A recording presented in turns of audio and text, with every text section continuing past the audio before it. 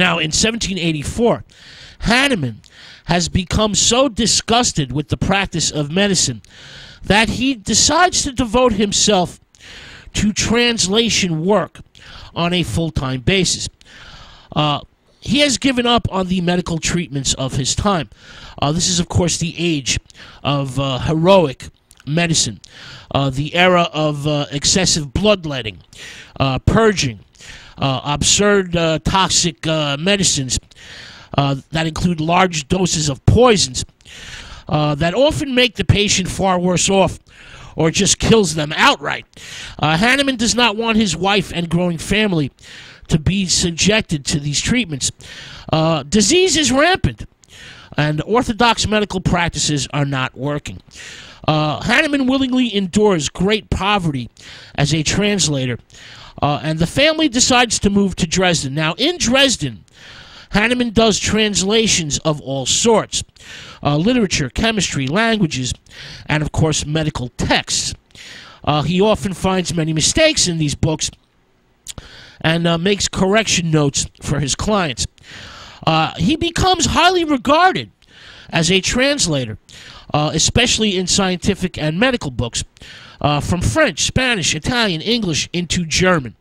Well, he basically gets a great reputation as a translator.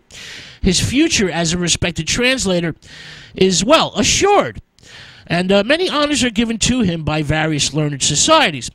But Hahnemann is not satisfied with this fate. It is not enough for his ambitions, and it's certainly not enough for his talents. Now, one translation from English into German from the Scottish physician Dr. William Cullen will change Hahnemann's life forever and spark his curiosity. Cullen's book, The Master Medica, claims that quinine is an effective therapy, an effective treatment against malaria due to its bitterness. Well, Hahnemann, of course, thinks that there must be another reason why it works.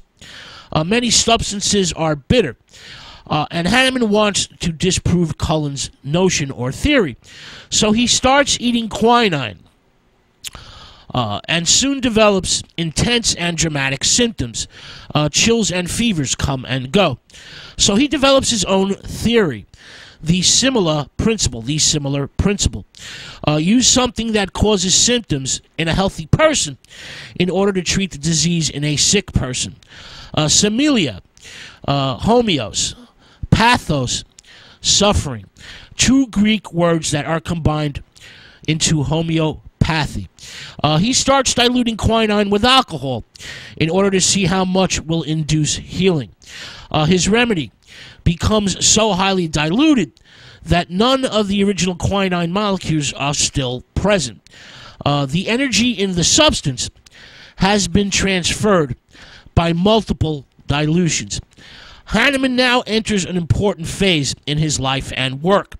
For the next 20 years, a strange wanderlust compels him, and he drags his family from one town to the next, and never stays in one place for more than a few months at a time. Over the next 20 years, the family will live in 14 different towns. At this point, he is a very lonely figure, disgusted with orthodox medicine. He completes many translations, which is his only income. Hahnemann, in fact, writes until his fingers are sore and bleeding. He is drowning his sorrows for his lost medical profession in a virtual sea of ink. In the years of wandering, he further develops his ideas and begins to publish essays on his studies. Hahnemann is undergoing a type of revolution in his medical views. He slowly accumulates his evidence for radical new concepts and methods. The translation work that he does opens up new medical worlds and allows Hahnemann to scrutinize every idea and method in orthodox medicine. He inspects, he contemplates, and undergoes an almost Faustian quest for knowledge, a search for medical enlightenment. Hahnemann tests his growing list of remedies on himself, on his family, on his friends, and of course volunteers. He calls these experiments provings. Hahnemann sends his children into the fields to collect henbane, sumac, mandrake, belladonna. His children become experts. They can feel the leaves and blossoms, deciding which will make the finest specimens. And Hahnemann's children's, they acquire vast knowledge in botany.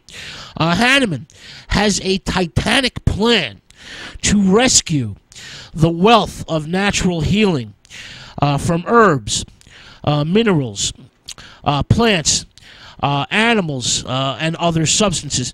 He wants to bring this knowledge of natural medicines out from the dark vortex and bring it back into the light for all to benefit and use.